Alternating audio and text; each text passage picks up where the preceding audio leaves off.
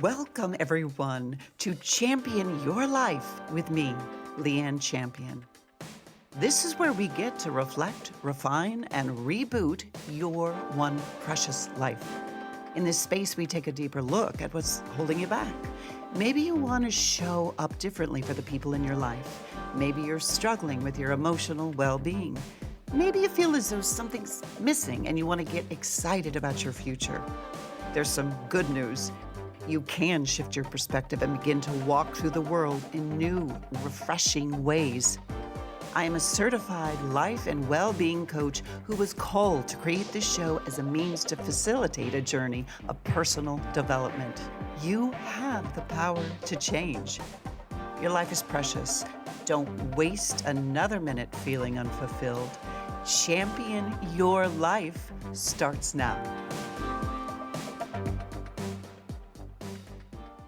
Hello, everyone.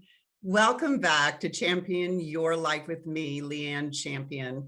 It's so great to be here with you all again, working towards living our best lives together. And what do we have? We have that one precious life. So whether you are listening to me live right now or later on the 90 different locations people tune in from around the globe, I just say welcome. I'm so glad you're here. So today we are going to talk about emotional childhood versus emotional adulthood. Yeah, I know. Don't be scared. It sounds daunting, but actually this concept is amazing. You know, if we can figure out how to become emotional adults, everything in our lives begin to change.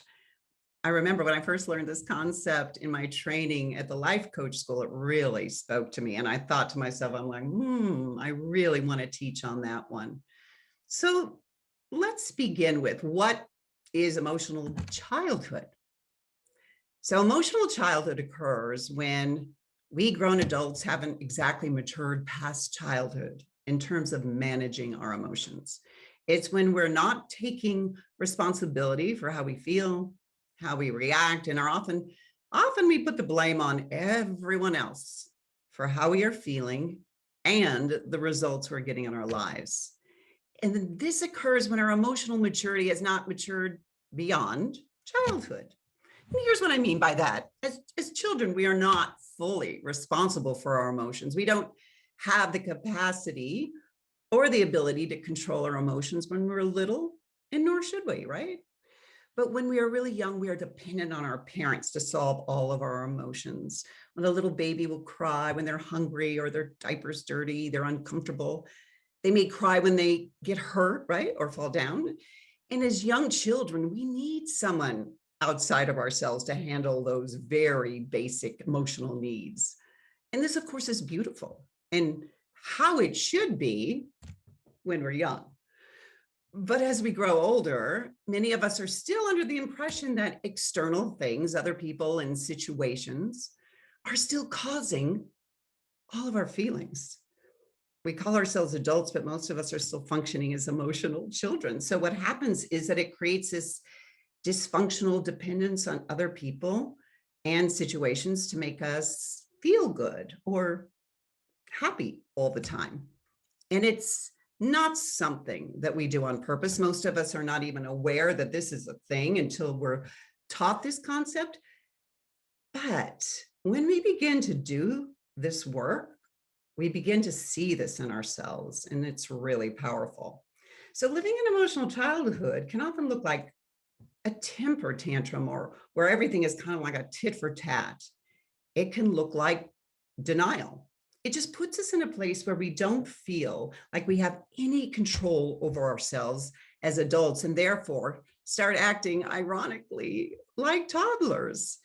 Look, I've definitely done this my whole life. We all do this as human beings, and I've caught myself whining or feeling offended, being frustrated, unmotivated, all because I wasn't taking ownership and responsibility for how I was feeling, and I wasn't managing my own mind. Oh, you guys, I laugh at one of my more recent epic emotional childhood moments.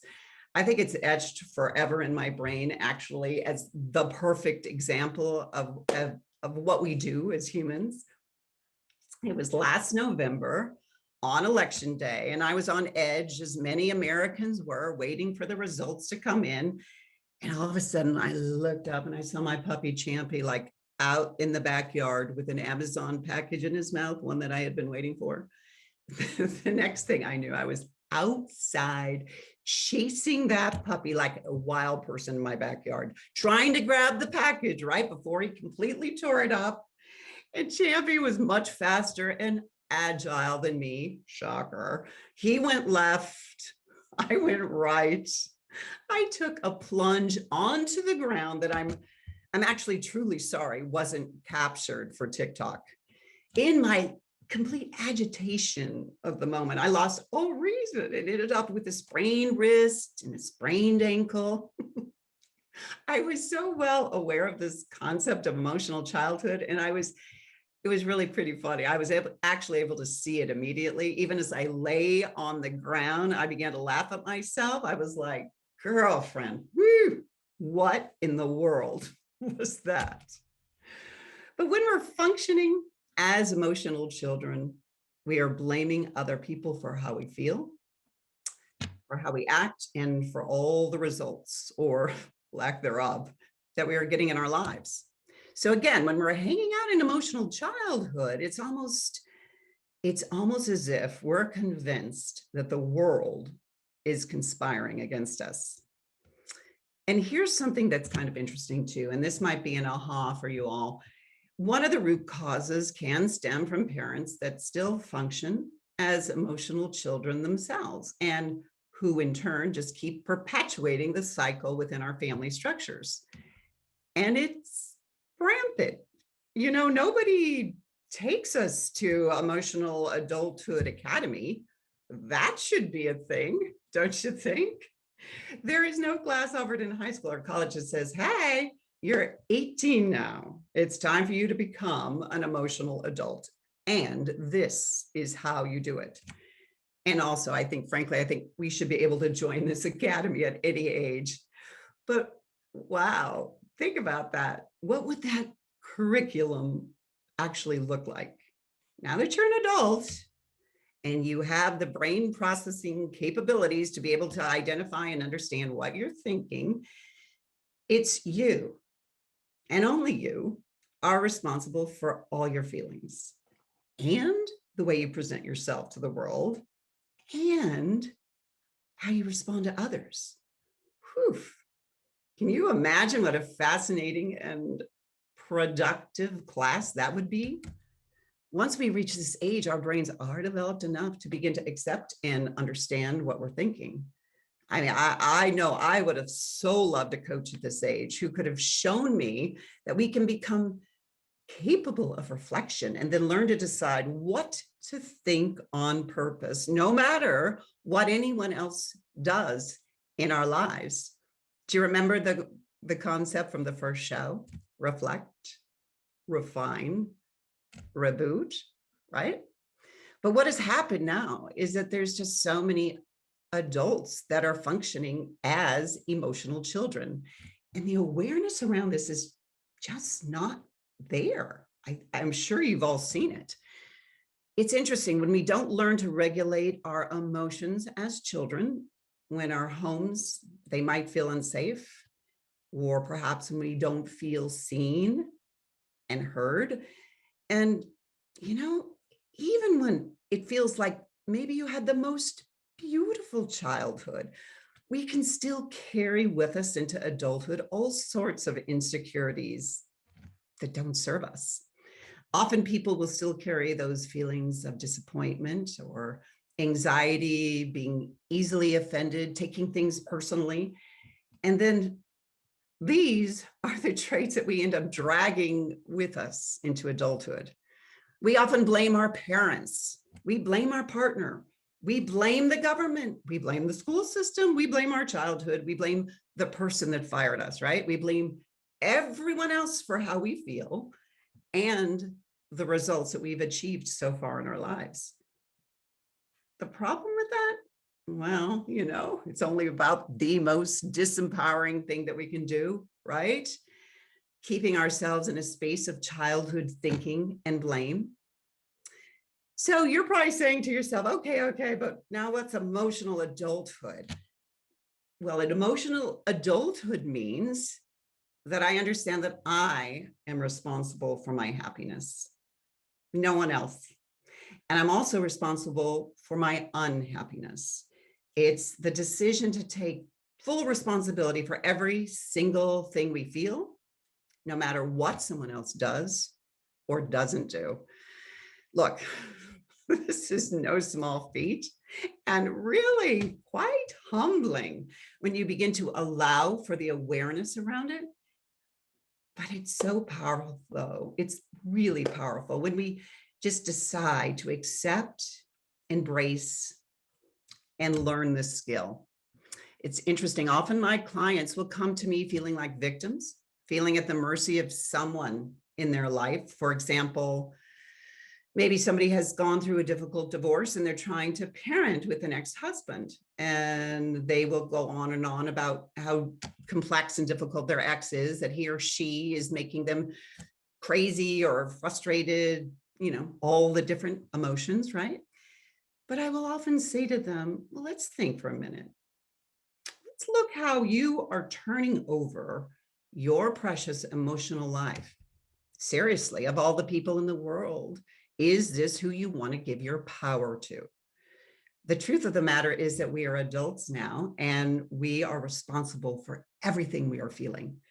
And notice for a moment that when we blame our ex or whoever or someone else for how we're feeling, pay attention to how that often fuels an emotion within us and an action that we don't even want to take. And it's usually something we will regret.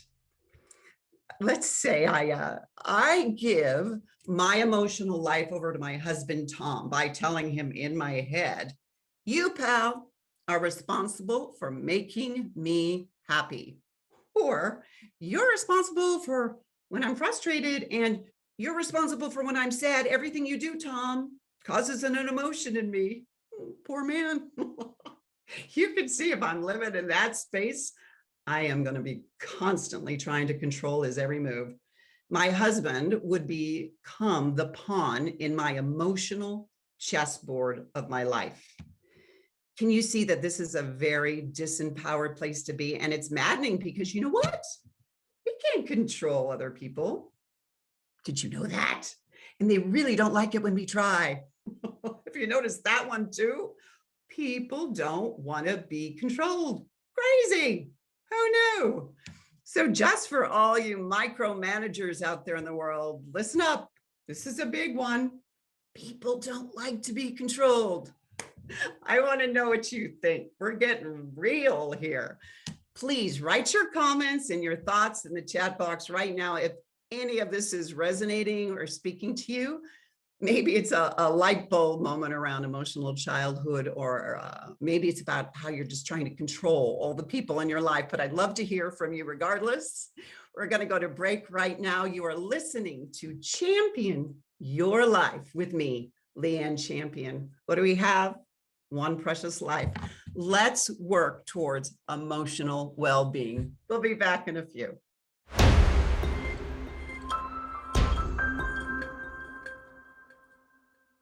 We're back on Transformation Talk Radio. You are listening to Champion Your Life with me, Leighanne Champion. Well, we've been having fun here talking about emotional childhood and trying to control all the people in our lives and how it just doesn't always work for us. But on a more serious note, it's fascinating.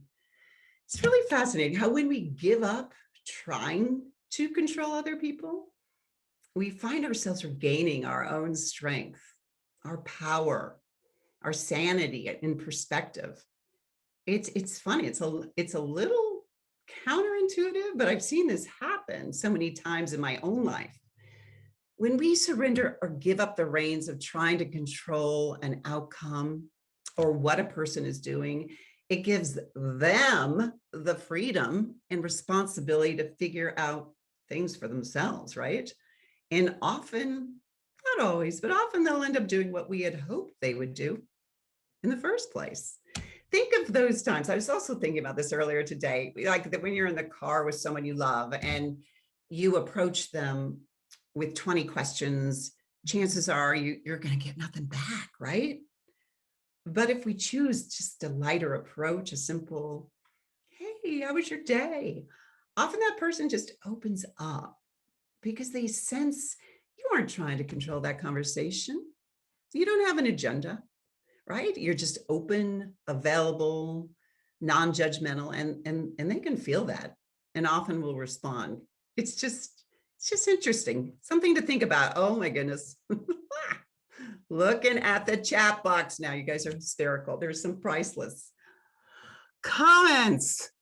Someone wrote, I just want to stay in emotional childhood forever. Yeah. I get that. It's a lot of work trying to be an adult.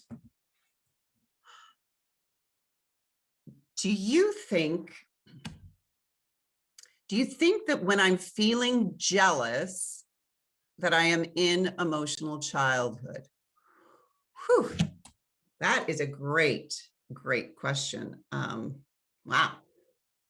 I wish you were here to discuss live. So let me think. Truthfully, it depends on how you reacted in the moment. So like, did you lose it, or did it turn into a shout fest, right? Or was it more like a private tantrum in your brain? It's interesting, right? We can feel jealous and not respond honestly, right? We can quietly seethe or do the silent treatment, or we can try to communicate and process our feelings like an emotional adult. Thank you for that. That was actually a great question. Okay. It did not even occur to me that I have been dealing with parents who are operating from emotional childhood. Now I'm afraid it's genetic. No, stop. My goodness, that's all of us. Because if we operate from honesty and humility, we can see it in ourselves within our family units. Everyone has moments of emotional childhood because why? We're human. And some families are a little bit more evolved or healthier than others, but we can always learn these concepts and always grow. So that is the really good news. All right, so we're going to take a look at emotional adulthood now, a little closer, which of course is the flip side of emotional childhood. But I really am excited. I want you to invite and focus on this parallel concept of the adulthood and how to ask and invite more of it into your life.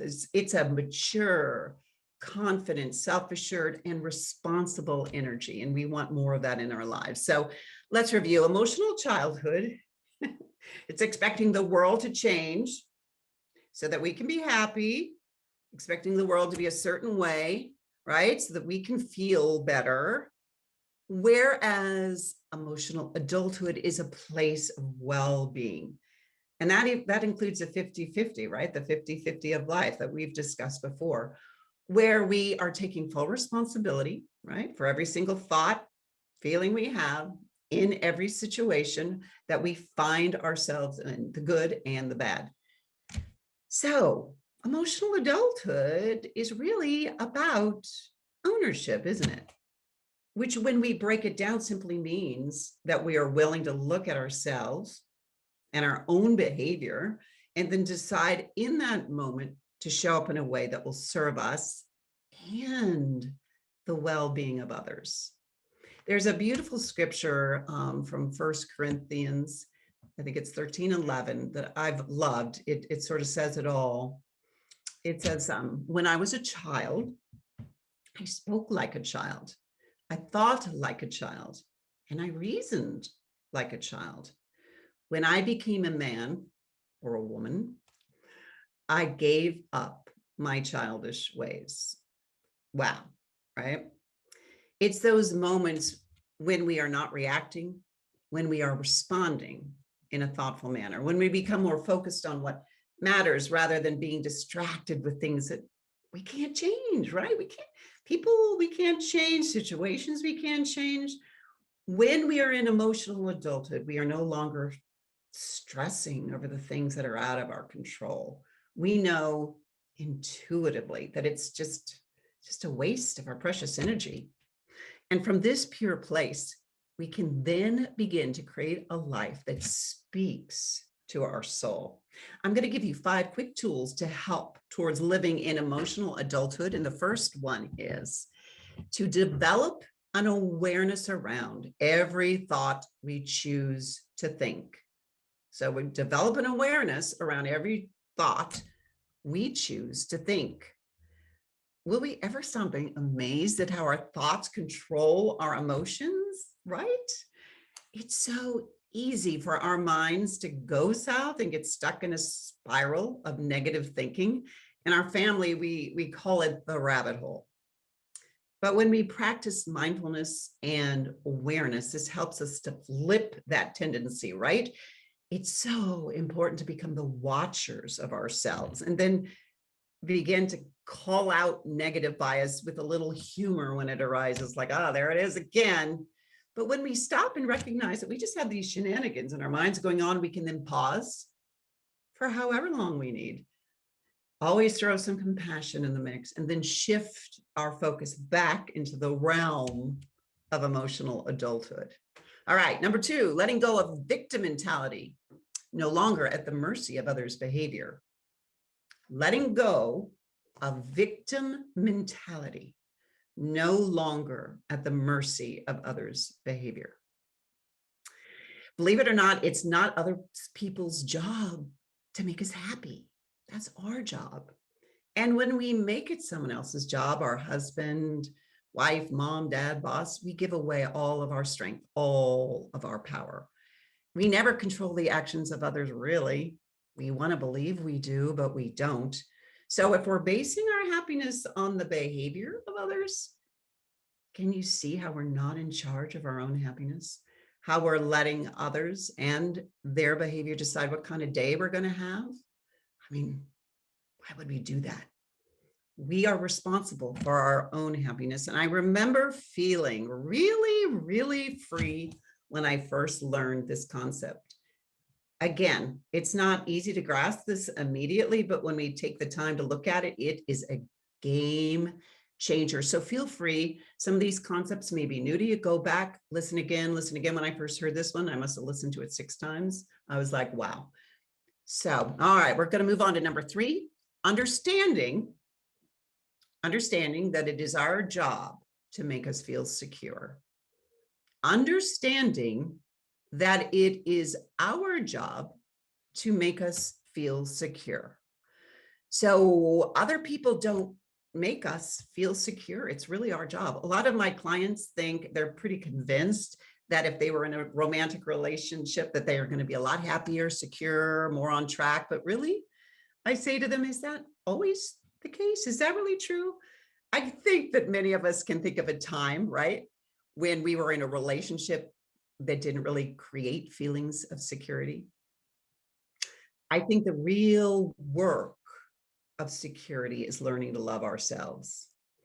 I had my grandma used to always say to me, kid, you know, you have to learn to be comfortable with yourself first and foremost.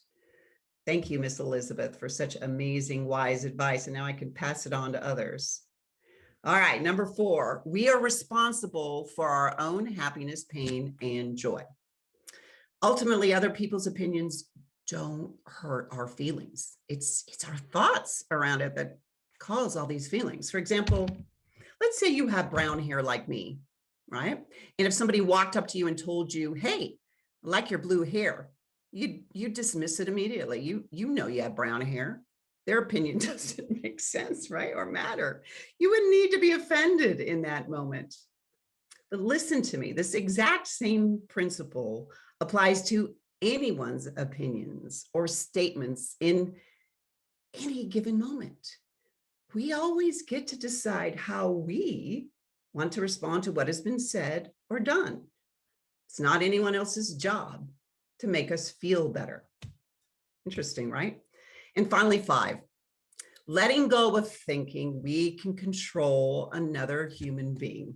It's a big one. Letting go of thinking we can control another human being. Well, we discussed a little earlier how it typically doesn't go well when we try to control another person. It's usually very ineffective, and most people just plain don't like it. So we have to let go of expectations sometimes, don't we? We have to let go of our version of how things should be. The world according to our plan. Listen, we can ask for what we want for sure. But the truth of the matter is, it's up to that person if they want to fulfill our wishes. And when we allow other people to just be themselves, it just cracks me up when I say that. So generous of us, right? Then we get to actually get back to the work of being our best selves. And there's always plenty of work to do there, right? But when we show up from a place of love, responsibility, and ownership, often those around us will mirror that behavior. That kind of energy is emotional adulthood and at its finest, and people can feel it. And remember, if something is said or done to us, we get to choose who we want to be in that moment, how we want to respond. We always get to choose who we want to be. And here's one last thing: be kind to your emotional adult and your emotional child. Because look, when we first learned this concept, avoid harsh judgment or criticism for any thoughts, feelings, or actions you wish you hadn't made. This is not the intention of this process at all. The intention is just to help you notice, wow, if I feel this way or if I act this way, it's all because of the way I'm thinking, right? Just be curious about it and treat yourself with kindness, because now you know, and you can shake it up and change it up if you choose to. So we're coming up on a break, and I'd love to chat with you if you're feeling so brave. Let me know your thoughts on emotional childhood, what's coming up for you. So either call in or drop me a note in the chat box if you feel like sharing, because this is when we get to learn in real time together. Again, you are listening to Champion Your Life on Transformation Talk Radio, and we'll be right back.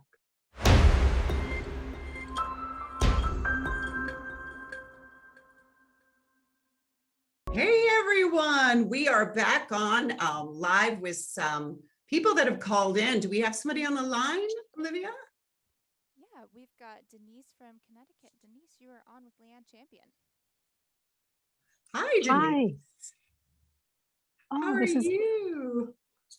oh, thank you. Hi. I'm just glad to be here.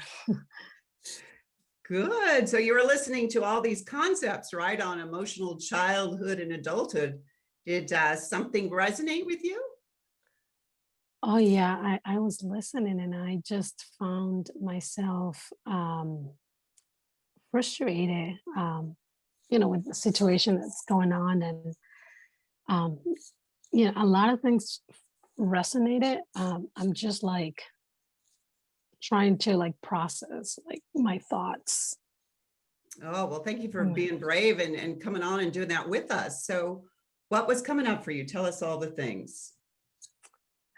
All right. So, um, I gave my husband, I love to read. So I gave my husband a gift of a book that I was reading. And I thought that it would be like a wonderful idea for him to read it as well. And for us to like discuss it and just, see that, just to see that it will be like a good information and maybe like one of those books that it's a life changer type of thing. So, I gave it to him like 3 weeks ago.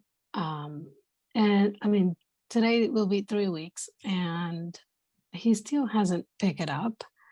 And I just feel like really frustrated and upset about it. And part of me like knows why I'm upset and like, but now that I just hurt you, I just feel like maybe I should just dig in more.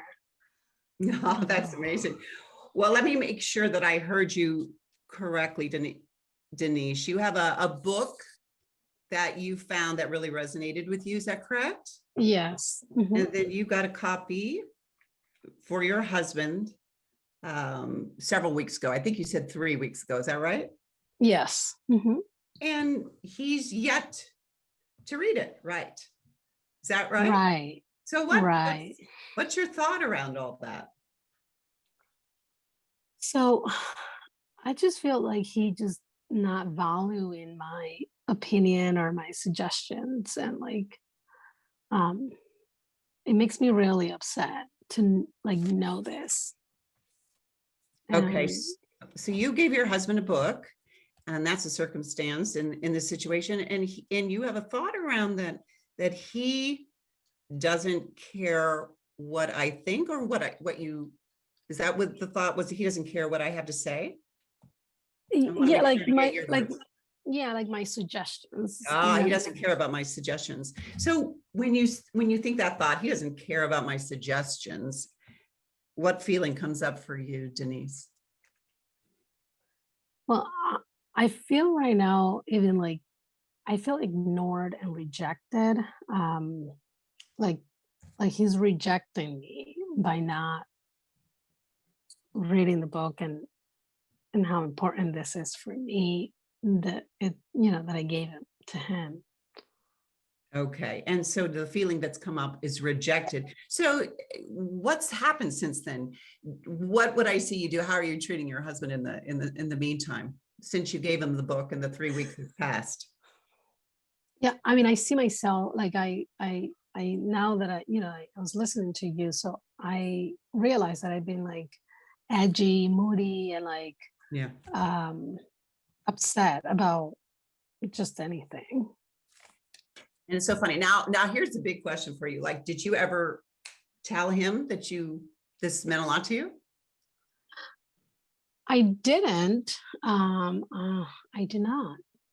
But wouldn't it be if I give him something and something, that it's important Well, it's a little and bit it's interesting what we do in relationships sometimes, right? Again, we were talking about how typically we can't really have a plan that people have to follow because people are human beings, are going to do what they're going to do. But I have to smile a little bit. Sometimes we do these things and we have all these thoughts and stories in our head of how we think they should go. But the funny thing here, Denise, I'm hearing you say that you didn't even let him know that this was important to you.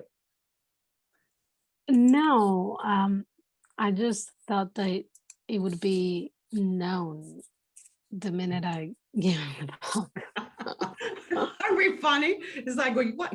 Why don't you know all those things? It's like a little bit like that funny example I gave about my husband Tom should know everything, right? He should know when I'm mad, when I'm sad, and it's a lot to Yeah, put on another person, right? yeah. When you were saying that, I realized that I've been doing that in a certain degree. I mean, yeah, that really Yeah. resonated. Oh, that's amazing. So, how do you want to think about it now? What do you want to do about it? Well, I just don't know what to do with my feelings because I still feel this way. Although, like, um, I'm learning that he's not responsible for my feelings, but Mhm. yet, and you were talking about choosing, the choices that we have. But I'm yeah, wondering if maybe you could have a thought that maybe this book is for such just the perfect time that he's ready to pick it up.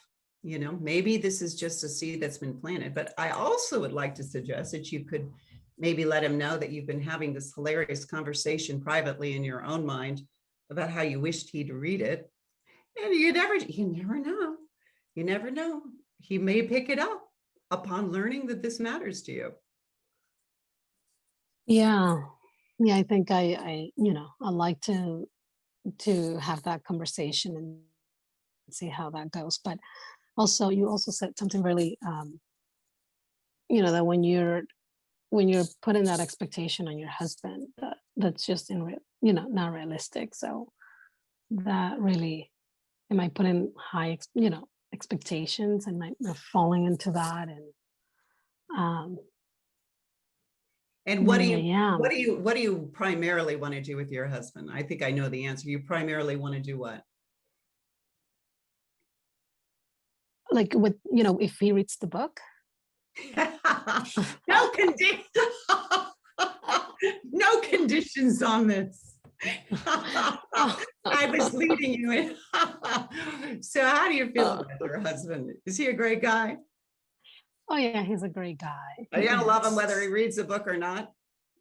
Yes. There you go. But I definitely want to have a conversation around him so that you don't need to suffer anymore. Isn't it interesting? Again, it gets back to our thoughts, what we're thinking around. And here you are suffering quietly in your mind about something that he may not have even really realized was that important right now in this moment. So if we're Right. talking all things emotional adulthood, Denise, what I think I do is just to have throw a little compassion into the mix and maybe have a cute conversation about this. You can maybe even tell them you listen to a podcast and had this revelation and see what happens. Give it a try. That would be showing up from a really pure place. Yeah. Yeah. So I'm kind of laughing to myself right now, just because I'm realizing I've been in childhood, in the childhood emotional, all these 3 weeks, and I'm sure all their weeks, but it's just like, it's really great to kind of like get this and be aware of it. Oh, it's fantastic. You've got this. You've got this. Denise, thank you for calling in. Thank you. So Olivia, is there anyone else that wanted to come on? Yeah, we've got someone else here. We've got Anne from Nevada. Hello. Hello. Hi. Hi, thank you for calling in. Hi. Yeah, listen, I don't have really any question, but I just wanted to tell you, it's just so funny. This is such a great a concept. And I think my emotional childhood, I just had this like aha moment. I am so much in my own head.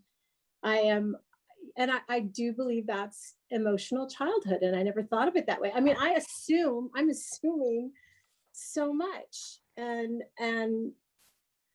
probably 90% of it is not true. So it was just I love that. Can you give us an example of what you mean?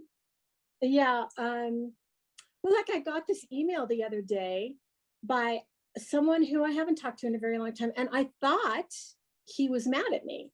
Why? I don't know. I just got it into my head that he was mad at me, and I assumed he was, and this beautiful email comes, and he was so kind and so loving, and how am I? And I realized just now as I'm watching the program, oh my God, I am just making things up in my head. I think social media also too, if I don't immediately like something, or if I don't get back, or if I feel like, oh, they're angry at me now. They're mad at me now. I mean, it's saying it to you now, it seems crazy, but this is actually, what I've been feeling. And I realize now that this is definitely emotional childhood. Well, listen, I can tell you that I think this is extraordinary that you're talking about this, and also just these, I think you said the word assumptions. Yeah, I'm assuming so many things that assuming. Yes. And just think how many times we do that to ourselves, right? I do. and it just seems so, I mean, listening to the program, it just made me think, I mean, I totally agree that you can't control everything, and the things to do in emotional adulthood, but it just really hit me like a star out there, just like, wow, I assume a lot, and I'm probably wrong most of the time. And it is interesting to think too, during such an isolating time as that, like the last year and a half has been. I mean, many people could be in their heads assuming a lot of things, about other people, which would be just such with shame right now, right? Yes, especially now, just because I think I didn't, get back to somebody in time, and even if I didn't, and they were a little, it's okay. It's not the end of the world. We're doing the best we can. Oh, I love that. And aren't we though? Yeah. Just, yeah, as much love as you can, right? Yeah. That is such a really, really good thing. I think I'm going to actually add this to my talk going forward on this, because I think that is just such a really key place that where so many of us land in emotional childhood, by creating stories in our heads and how Yeah. people think or what they think or feel or what they're thinking or feeling, and being offended and then realizing we didn't really need to be, or it's wonderful. I just share that with you. Thanks. Oh my gosh, that was amazing. Thank you for calling in. And Leanne, we've got one more person here. We've got Sophia. That's fantastic. Yeah. Hello. Sophia, Hey there. Hello there. Hello. How Good topic. Good talk. You like it? Yes. Yes. It's a powerful one, to say the least. So what came up for you? Well, I just, it's not what I originally was going to talk about, but I just have to piggyback on the last caller about thinking that people are mad at you. Same thing like with Facebook. Facebook really feeds on that.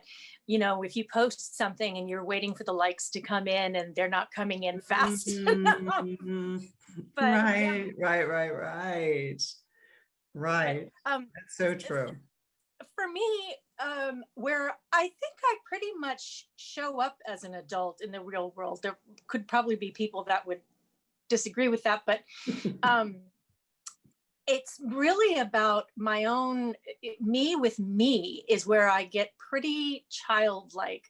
In terms of self-care, and I don't want to use the word parenting myself per se, but distraction, allowing myself to get distracted, allowing myself to not really fall in line with discipline action is really a problem for me.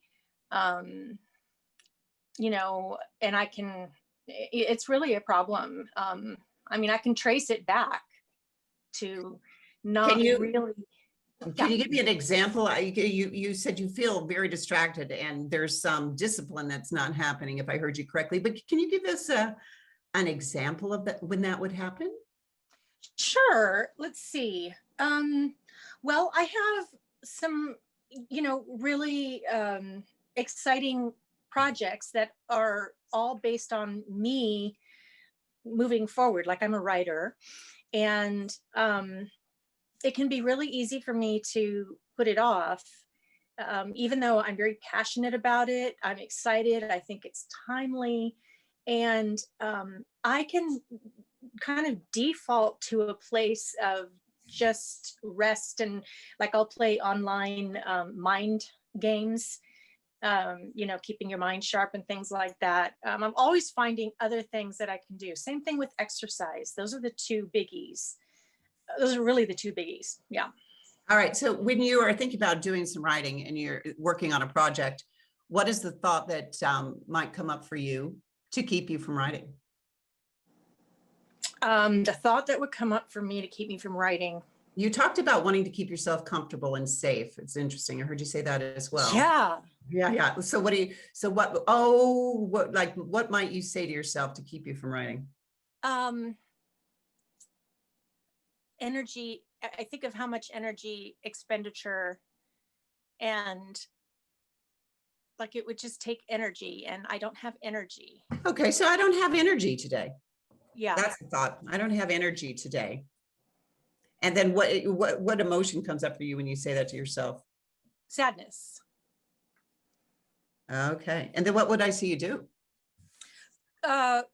Just go back to lying down and playing online. Playing online. Yeah. Right. Mm-hmm. That's a common one. Anything else? What else would I see you do? Play with the cat, call friends, Yeah, things that, like I say, really look like distractions. They're not purposeful. Not getting to what you really want to do, right? Yeah. Play with the cat. Okay, so here we are. So you're writing your circumstances, you want to write, and you've got some projects out there that you're excited about. But the thought is that you say to yourself a lot is, I just don't have the energy. I don't really want to do this. But then it's amazing. The sadness, it sounds like a sadness kind of comes over you, right? And then from that sad place, because we're thinking, I don't have any energy to do this, you lay down, right? You play online. That sounds like it's a fave. Any eating involved in any of this or no? Oh yes, I Grubhub. Oh, there you go. Yes, some Grubhub. Love it. You call friends, you play with your cat. But you know what, interestingly enough, what do you think the result is of all this? I can see it pretty clearly. It actually enforces the idea of not having very much energy. I actually end up not having very much energy. Right. Enforces it. And also you don't get anything done, you know, for what you want to do, right? You're so excited about this, these projects. And then ironically, yeah, exactly. You lessen, you know, your capability to get anything done with that thought, don't you?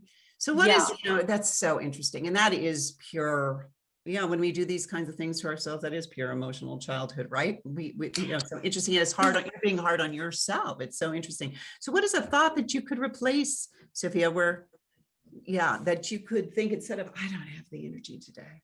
What's something you could think instead? Well, I was hoping you could tell me. Yeah. Well, what you want to write, right?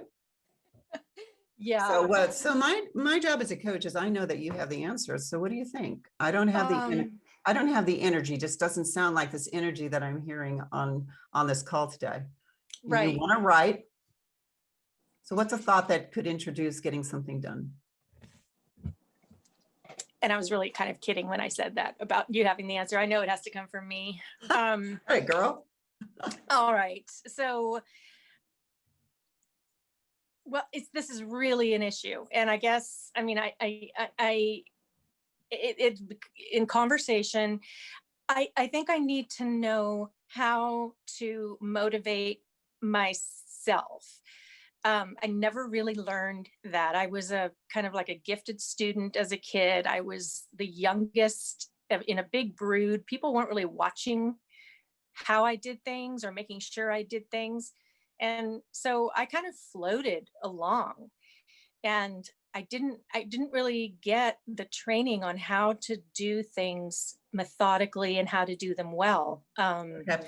So Sophia, I'm going to just take you with me just for the sake of time.